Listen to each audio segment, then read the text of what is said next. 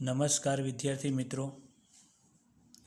આપ સૌનું મારી યુટ્યુબ ચેનલ ભૌમિક પ્રજાપતિમાં હાર્દિક સ્વાગત છે. વિદ્યાર્થી મિત્રો, આપણે ધોરણ 9 વિષય વિજ્ઞાનનો અભ્યાસ કરી રહ્યા છીએ, જેમાં આપણે પ્રકરણ નંબર 9 બળ અને ગતિના નિયમોનો અભ્યાસ કરીએ છીએ. વિદ્યાર્થી મિત્રો, આપણે આ ચેપ્ટરનો આગળ એક ભાગ આવી ચૂક્યો. તેમાં તમે એરિસ્ટોટલના ગતિ વિશેનો ખ્યાલ,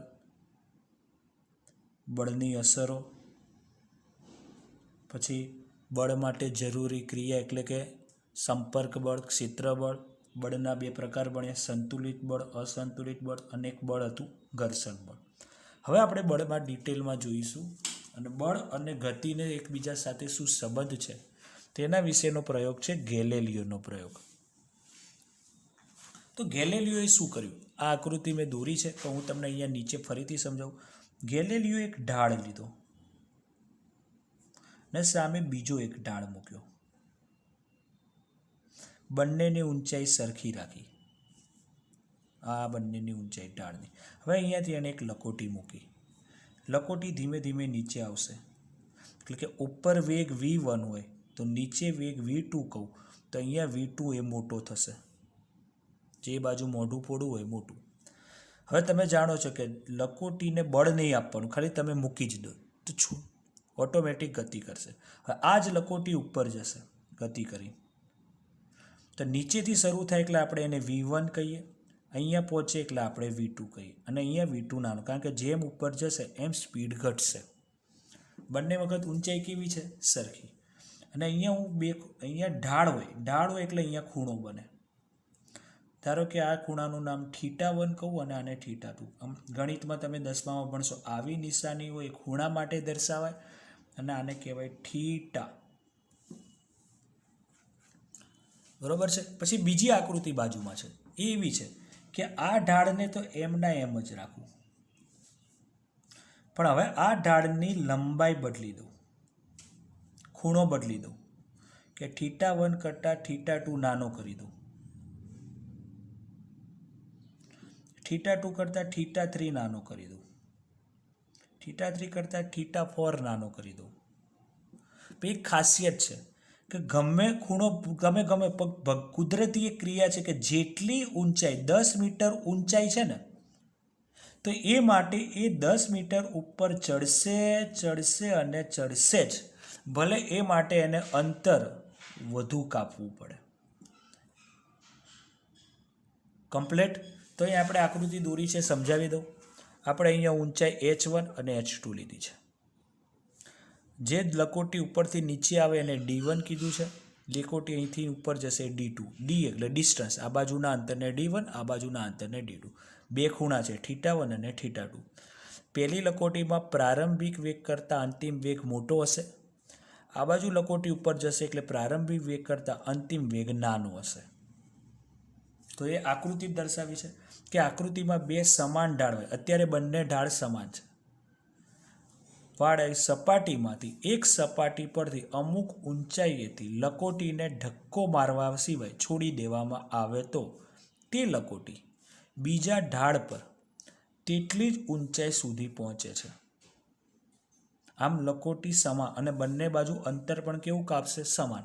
એટલે કે θ1 બરાબર ખૂણો સમાન, d1 બરાબર d2 એટલે અંતર બી સમાન, h1 બરાબર h2 એટલે ઊંચાઈ બી સમાન. હવે જો બીજી સપાટીનો ઢાળ ઘટાડી θ3 અને θ4, θ2 થી θ3 નાનો કરવાનો, θ3 કરતાં θ4 નાનો કરવાનો, ઊંચાઈ તો એટલી જ રહેશે. લકોટી અહીંયા સુધી જશે અને જશે, કુદરતી નિયમ જ છે. તો લકોટી તેટલી જ ઊંચાઈ પ્રાપ્ત કરે છે, પરંતુ એટલી ઊંચાઈ પ્રાપ્ત કરવા માટે એને અંતર કેવું કાપે છે? વધારે. બરોબર છે. આમ θ4 કરતાં θ3 મોટો હશે, છેલ્લા કરતાં આગળનો ખૂણો મોટો, એના કરતાં આગળનો ખૂણો મોટો, પરંતુ અંતરમાં ઊંધું થાય છે. d4 ચોથી વખત અંતર વધારે થાય છે, એના કરતાં આગળનું અંતર નાનું થાય છે, એના કરતાં આગળનું અંતર નાનું છે. જો પહોળાઈ હોય એ મોટું કહેવાય, એટલે પાછળવાળું નાનું, આગળવાળું મોટું. એનો મતલબ કે જેમ ખૂણા વધે એમ અંતર ઘટે, અથવા ઊંધું બોલો કે જેમ ખૂણા ઘટે એમ અંતર વધે. પરંતુ દરેક વખત ઊંચાઈ તો કેવી રહે છે? સરખી. ખ્યાલ આવી ગયો? લકોટી અંતર વધી જાય છે, સમજજો. લકોટીને ઉપર જવા માટે ઊંચાઈ એટલી રહેશે, એટલે લકોટી એટલી ઊંચાઈ તો મેળવશે, પણ એ ઊંચાઈ માટે એને અંતર ગમે તેટલું કાપવું પડે. એ કાપશે અને કાપશે જ, ભલે અંતર વધે તો પણ, ભલે એની સ્પીડ ધીમે ધીમે થાય, પણ કાપશે. તો આ પ્રયોગ પરથી ગેલિલિયોએ શું વિચાર્યું? આ પરથી ગેલિલિયોએ એવું વિચાર્યું કે જો સમજો ફરીથી, આ ઢાળ હતો, બરોબર, ઘટાડ્યું, હજી અંતર ઘટાડ્યું, અને હું કદાચ સીધું કરી દઉં, અને આ સપાટી ઘર્ષણ વગરની હોય, તો લકોટી અહીંથી છોડી દઉં તો લકોટી સતત શું કરશે? ગતિ કરશે. કેમ કે અહીંયા કોઈ ઘર્ષણ નથી. બીજું, લકોટીને શું ખબર હતી કે મારે ઊંચાઈ પ્રાપ્ત કરવાની. હવે તમે સીધું કરી દો તો લકોટીને એ ઊંચાઈ મળવાની નથી, એટલે જ્યાં સુધી એને ઊંચાઈ નહીં મળે ત્યાં સુધી એ સતત ગતિ કરશે. પણ ક્યારે ગતિ કરે? જો ઘર્ષણ વગરની સપાટી હોય ને તો જ, નહીતર નહીં. એટલે કે આ પરથી ગેલિલિયોએ એવું અનુમાન લગાડ્યું કે જો ઢાળ શૂન્ય કરી દેવામાં આવે, એટલે કે સીધી સપાટી કરી દેવામાં આવે, તો સપાટી ઘર્ષણ રહિત કરવામાં આવે. બે શરત, શૂન્ય બી કરવાનું, ઘર્ષણ રહિત, તો તે લકોટી અનંત અંતર સુધી ગતિ ચાલુ રાખશે. લકોટી ક્યાંય ઊભી જ નહીં રહે, પણ ક્યારે? ઘર્ષણ ના હોય તો. પ્રેક્ટિકલી આ વસ્તુ શક્ય નથી. પૃથ્વી પર એવી કોઈ પણ સપાટી નથી કે ત્યાં ઘર્ષણ ના હોય, બરોબર? પ્રેક્ટિકલી નથી, પણ ખરેખર ગેલિલિયો સાચો કહેવાય. જો ઘર્ષણ પણ એક પ્રકારનું શું છે? બળ છે. જો બળ હોય તો પદાર્થની ગતિ બંધ થાય. જો બળ ના હોત તો લકોટી ગતિ શું કરે? ચાલુ રાખે. આમ ગેલિલિયોએ એવું સૂચવ્યું કે પદાર્થના વેગમાં ફેરફાર કરવા માટે બાહ્ય બળ, કેવું બાહ્ય બળ? અસંતુલિત બળ જરૂરી છે. પરંતુ અચળ વેગી ગતિ ચાલુ લકોટીને એની એ સ્પીડ રાખવા માટે બળ જરૂરી નથી. એનો મતલબ શું થયો? તમે પહેલો જ પ્રશ્ન ભણ્યા એરિસ્ટોટલ શું કહેતો હતો કે તમે કોઈ દડાને છોડી દો અને એ દડાને સતત ગતિ કરવું હોય તો થોડાક સમયે તમારે એને બળ મારવું પડે. પણ ગેલિલિયો એનાથી ઊંધું કહે છે. ગેલિલિયો એવું કહે છે કે જો પદાર્થને ગતિ ચાલુ રાખવું હોય તો બળ જરૂરી નથી. જ્યારે એરિસ્ટોટલ એવું કહેતો હતો કે પદાર્થને ગતિ ચાલુ રાખવી હોય તો બળ જરૂરી. તો બંનેમાં સાચું કોણ? તો ગેલિલિયો. પણ ગેલિલિયોની એક શરત છે. શું શરત છે? ઘર્ષણ રહિત. એ શક્ય નથી. એટલા માટે પ્રેક્ટિકલી અને પૃથ્વી પર પ્રેક્ટિકલી વ્યવહારિક સમજવા જાઓ તો એરિસ્ટોટલ સાચો, પણ વૈજ્ઞાનિક રીતે સમજવા જાઓ તો ગેલિલિયો સાચો. અને આવા પ્રયોગો પરથી ન્યૂટને ગેલિલિયોના આવા વિચાર પરથી 3 નિયમ આપ્યા. ગેલિલિયોએ બહુ બધા પ્રયોગો કર્યા હતા, અને એ નિયમ પરથી ગેલિલિયોના પ્રયોગ પરથી ન્યૂટને નિયમ આપ્યા, અને એને શું કહેવાયા? ન્યૂટનની ગતિના નિયમો. હવે આપણે આ ન્યૂટનની ગતિના જ નિયમો ભણીશું. તો ગતિ વિશે ગેલિલિયોનો શું ખ્યાલ હતો?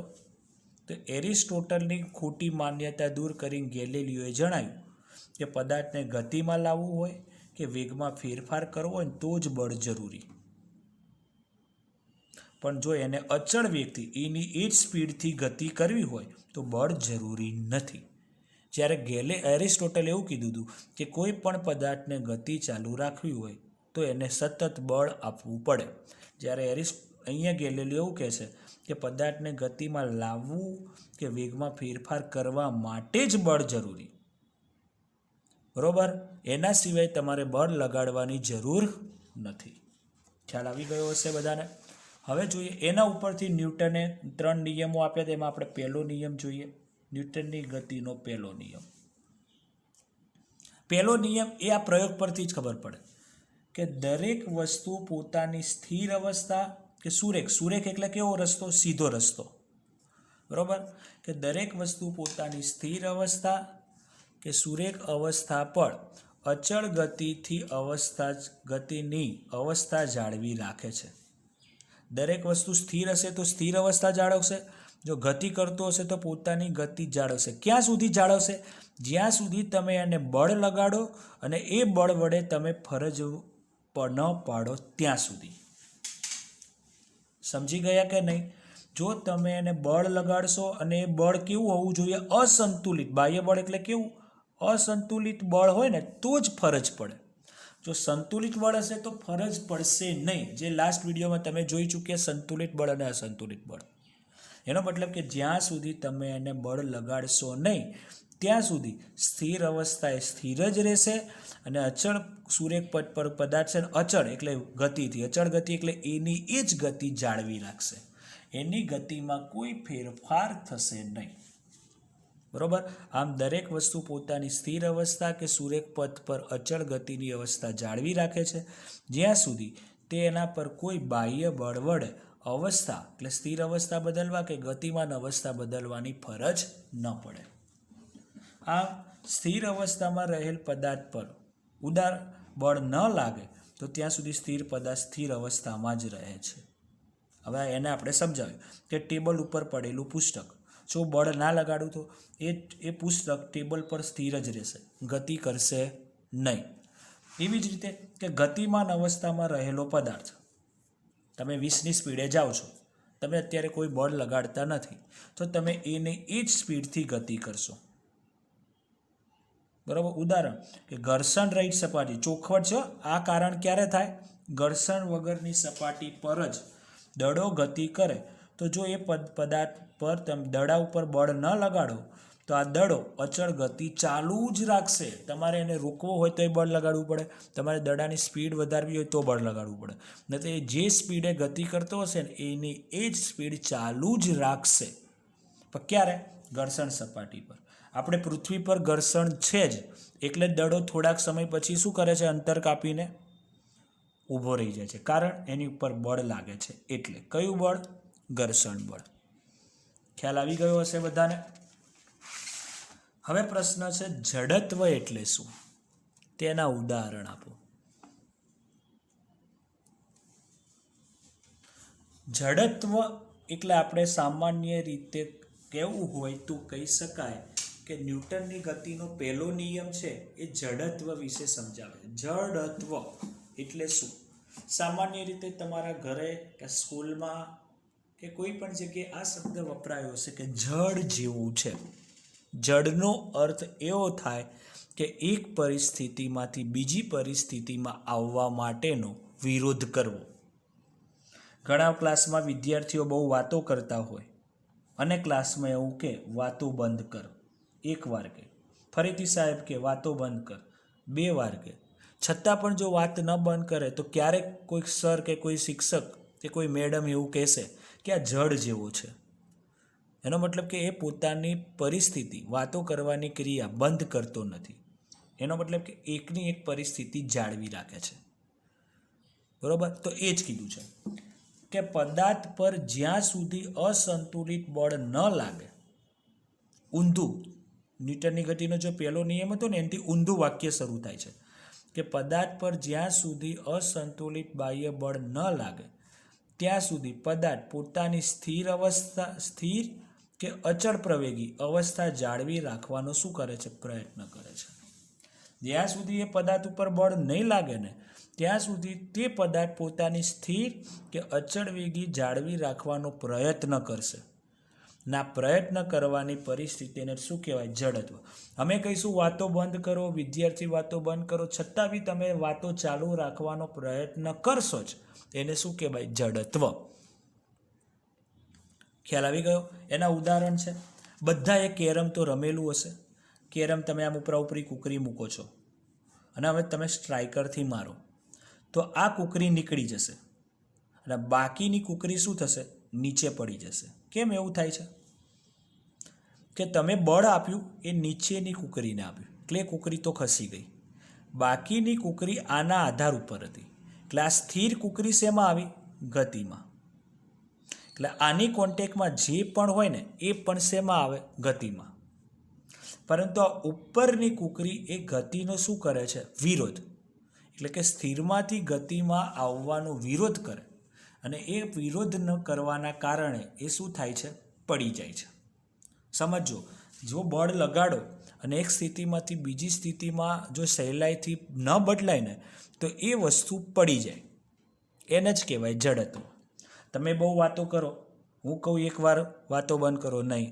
બીજી વાર કીધું તો પણ નહીં. ત્રીજી વાર કીધું નહીં, તો છેલ્લે શું થાય? ગાલ ઉપર એક પડે, નુકસાન થાય. એમ આમાં પણ નુકસાન થાય. બરાબર? કે કેરમની રમતમાં સ્ટ્રાઇકરને તીવ્ર વેગ એટલે ઝડપથી કુકરીની થપ્પી સાથે અથડાવતા ફક્ત નીચેની જ કુકરી થપ્પીમાંથી બહાર નીકળે છે, જ્યારે બાકીની કુકરી સ્થિર અવસ્થા જાળવી રાખવાનો પ્રયત્ન કરે છે અને છેલ્લે એ શું થાય છે? પડી જાય છે. કારણ કે જે પ્રયત્ન કરે અને જો એ પ્રયત્ન સફળ ના થાય તો બધી કુકરી શું થાય? પડી જશે. બીજું તો બધાએ અનુભવ્યું છે કે સ્થિર બસમાં ઊભે રહેલ વ્યક્તિ, એક બસ ઊભી છે ને તમે ઊભા છો, અચાનક બસ ગતિ એટલે અચાનક બસ ચાલુ થાય તો તરત જ તમે પાછળ નમી જશો. કેમ એવું? ધારો કે આ પેન સ્થિર છે અહીંયા અને આ કાગળ છે ને બસ સમજો. હવે મેં આ ખસેડ્યું, ચોપડી ખસેડીને તો પેન પાછી આવી. કેમ એવું થયું? કારણ કે પેન એ સ્થિર છે. હવે બસ ગતિમાં આવી એટલે પેન પણ ગતિમાં આવશે, પણ પેન એ ગતિમાં જવાનો વિરોધ કરશે. ગતિમાં આવવાનો વિરોધ કરશે એટલે સ્થિર રહેશે. સ્થિર રહેશે એટલે પોતાનું સ્થાન, એટલે જે સ્થિર હતું એટલે બસ તો ખસી ગઈ એટલે શું કરશે? પાછળની તરફ નમી જશે. બરોબર? કે સ્થિર બસમાં ઊભા રહેલ મુસાફર અચાનક બસ ગતિમાં આવે તો તે પાછળની તરફ નમી જાય છે, કારણ કે તે મુસાફરની સ્થિતિ સ્થિરમાંથી ગતિમાં જવાનો શું કરે છે? વિરોધ. ઓટોમેટિક વિરોધ થાય એટલે પાછળની તરફ નમી જવાય. અને જો બેલેન્સ ના રહે તો આપણે પડી પણ જઈએ. એવું ઊંધું. ધારો કે ગતિમાન વાહન, તમે ગતિ કરતી કોઈ બસ છે, અચાનક બ્રેક મારે તો તમે આગળની તરફ શું થાવ છો? નમી જાઓ છો. કારણ કે આપણું શરીર ગતિમાં હતું અને હવે બ્રેક મારો એટલે ગતિમાંથી સીધું શેમાં આવવાનું? સ્થિરમાં. અને એકદમ તરત જ ગતિથી સ્થિરમાં જવાનું આપણા શરીરને ફાવતું નથી એટલે આપણું શરીર વિરોધ કરે. આપણું શરીર વિરોધ કરે એટલે આપણે શું જઈએ? નમી જઈએ. એટલે જ વાહનોમાં શું કહેવામાં આવે? સીટ બેલ્ટ બાંધવામાં કહેવામાં આવે. સીટ બેલ્ટ બાંધ્યો તો આપણે આગળની તરફ નમી ના જઈએ. નમીએ તો આપણને વાગે પણ ખરા. ખ્યાલ આવી ગયો? એટલે ગતિમાન વાહનમાં અચાનક બ્રેક મારતા આગળની તરફ નમી જવાય, કારણ કે શરીર ગતિમાન અવસ્થામાં હોય છે, જે સ્થિર અવસ્થાનો વિરોધ કરે છે, જેના પરિણામે નમી જવાય છે. બરોબર? એવી જ રીતે હજી એક ઉદાહરણ આપું કે ચાલુ બસે મુસાફર ઉતરે તો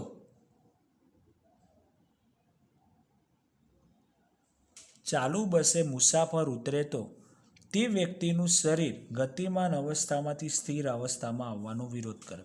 તમે બધાનો અનુભવ હશે, તમે મોટા છો હવે તો બસમાં ઓછું પણ ફરતા હશો, પણ જ્યારે બસ ગતિ કરતી હોય ત્યારે કોઈ વ્યક્તિ બસ સહેજ પણ ધીમી સ્પીડમાં હોય એટલે ચાલુ બસે ઉતરવા જશે એટલે એક પગ જમીન પર આવ્યો. પગ જમીન પર આવે એટલે પગ કેવા થાય? સ્થિર. બરોબર છે? અને શરીર કેવું હતું? ગતિમાં. બસ ચાલુ હતી એટલે શરીર ગતિમાં હતું, પણ પગ કેવા થયા? સ્થિર. એટલે ઉપરનો ભાગ ગતિમાં રહેશે અને નીચેનો ભાગ કેવો રહેશે? સ્થિર.